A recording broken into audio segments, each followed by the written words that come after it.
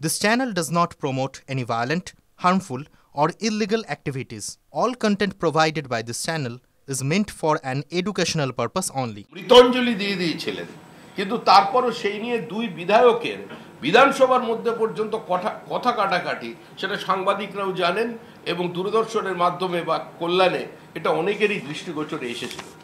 এটা সর্বজন বিদিত। কেষ্টপুরে শতরূপা পল্লীর পিছন দিকে সেখানেও একটা বিশাল প্রায় 40 একরের জায়গা, তার 70% এর মধ্যে বুঝানো হয়ে গেছে। একদিকে রাজ্যের মন্ত্রী ফিরহাদ হাকিম, তিনি এসব ব্যাপারে কড়া মন্তব্য রাখেন, তার অবস্থান অত্যন্ত স্পষ্ট।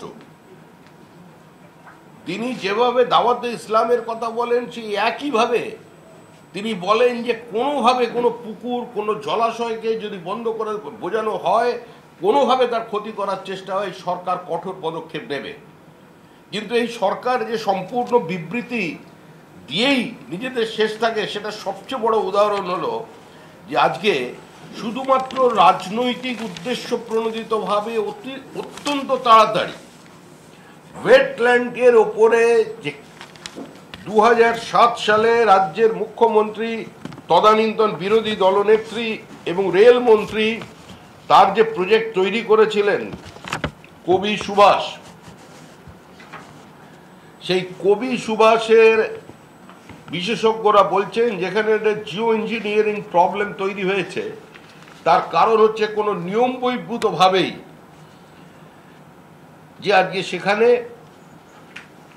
একটি স্টেশন তৈরি করা হয়েছিল। ক্যানিং এর নীতি পুলিশি ছবি দেখাই আপনাদের। টোটো চুরির অপবাদ, পিলারে বেঁধে যুবককে বেধড়ক মারধরের অভিযোগ। আক্রান্ত যুবকের নাম আজহারউদ্দিন শেখ। পুলিশ যুবককে আশঙ্কাজনক অবস্থায় উদ্ধার করে থানায় নিয়ে যায়। ক্যানিং থানায় অভিযোগ দায়ের করেছে আক্রান্তের পরিবার। অভিযুক্তদের খোঁজে ক্যানিং থানার পুলিশ। আরামবাগ খানাকুলের বন্যা পরিস্থিতি দেখতে যাবেন মুখ্যমন্ত্রী। ঝাড়গ্রাম সফরের আগে হুগলি সফরে যাবেন মুখ্যমন্ত্রী।